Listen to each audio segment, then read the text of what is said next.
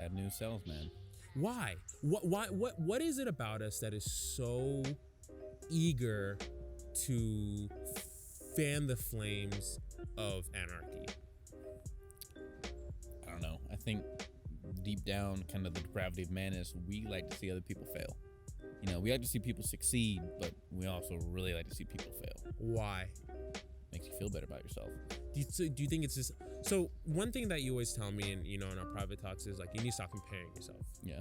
But isn't life nothing but a competition? Whether it's a competition against your neighbor, definitely it's a competition against time, right? You're trying to fit in as much stuff as you can, right? You're trying to live as much life as you can before your race is run. And the thing is, you don't know where the finish line is, right?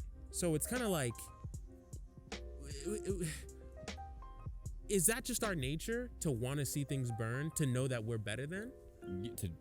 Yeah, I mean, know that you're better than someone else. I mean, because think about so much of the stuff built around us is, competition based. I think it's important to understand, competition and comparison to people around you, just so you can be aware. But if you just gauge everything off of other people's success, what's that going to do for you? If you're not competing against yourself and making yourself better, you're just sitting there just being mum, doing nothing. But theoretically, aren't you making yourself better if you're comparing yourself to other, like those other people? Obviously, in your mind, you hold them in high regard. Yeah. So you can almost do this. You can almost have those people on a pedestal and replace their faces with your face and just say, I want to do, they're whether or not it's another person or it's you, it is just a benchmark for which you're trying to cross, correct? Yeah, but you need to have, if you're a go-getter, it's great because it's going to motivate you. But if you're someone who gets down in the dumps and disappointed in other people's success and it's not allowing you to continue to grow, you're hurting yourself. I mean, you're just setting yourself back because you feel like you don't have what it takes to be able to get to their level. And so you'd rather see them fail because then it draws them back down to where you are as opposed to lifting yourself up. Do you think in maybe this might be a bit tangential, but do you think in life we all know that there are some people hit the genetic lottery, some people it's harder for them, right? Yeah. Do you think that, I always tell, like I have a couple of white friends and they always go, you know what, I'm so sorry about what my people did, and I always be like I understand, like it's good to recognize the atrocities and things like that, but I always say that I don't want you to be sorry. I definitely want you though to use your advantage to even the playing field. Recently though, I was talking to someone and they were a cynic like me, and they were saying, and it kind of goes back to what we're talking about, competition is, why would you ever give up your advantage? Why would you ever, if you have some, like, I think I was talking to my cousin, the way in politics, like the way certain political parties are able to garner support from uneducated people is because they go, hey, life is bad, but you're still better than these people, right? Like people just strive to be better than other people. Right. And so going back to what the guy said, he was like, I have an advantage, right? Why would I ever want you to be on my level? Life is finite. Resources are finite. If you're on my level, that's less resources for me. Right. Obviously, it's a savage way of thinking, but like the way I think, I totally understood what he said. Right. How would you, who's someone who's secretly altruistic, let's say it like that, argue that point, right? That,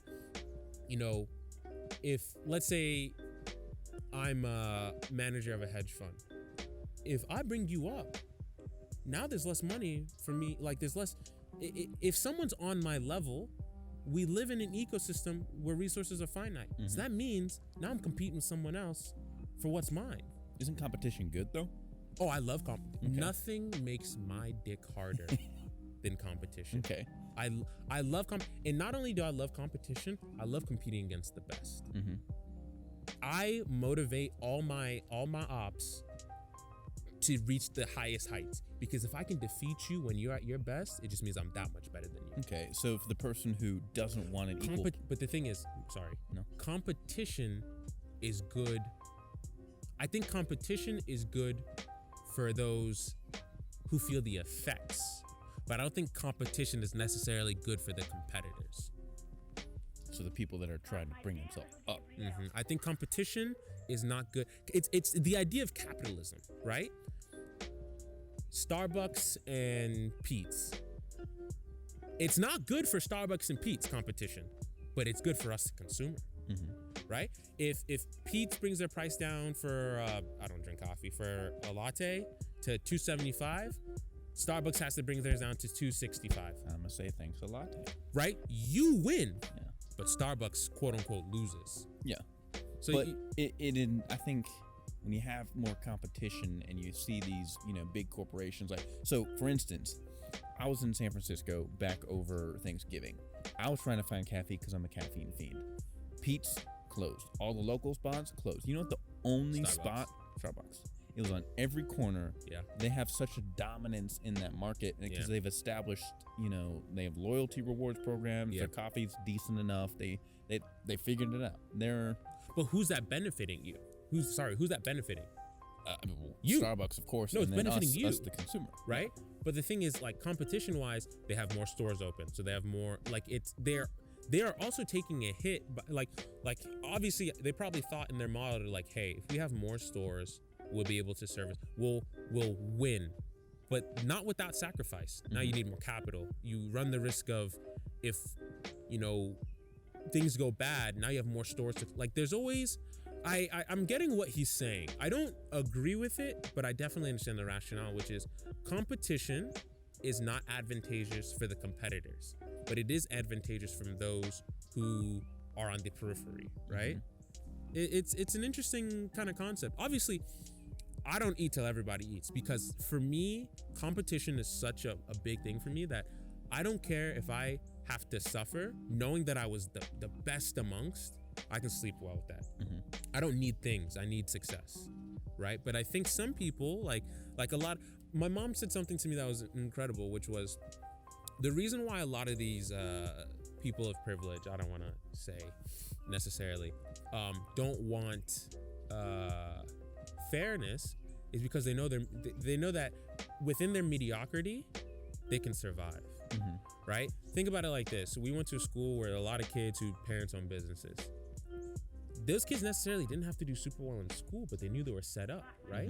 Right? If the playing field is even, now you want to get the best person out there, right? Now, Johnny McJohnerson, his job is in jeopardy, because now it's not nepotism. Now it's a meritocracy. Now you earn what you have to do. Now you have to work hard in school. And the thing is, going back to what we're saying, yes, it hurts Johnny McJohnerson, but as a society, it aids us all, because now we get the best people for the best job doing the best that can only benefit society. I mean, and that person who thinks they're going to skate and get an easy way out, they're lazy. They've been programmed since birth, and the way they grew up, they have that mentality where they think, oh, I have a fallback plan. Do the least. Yeah. Skate by. And they're going to be set up, they're fine. They're going to have a good job, they're going to inherit money. Yeah. While someone else is, working from the bottom and putting in twice as much work, and might be denied opportunities on the way along their path.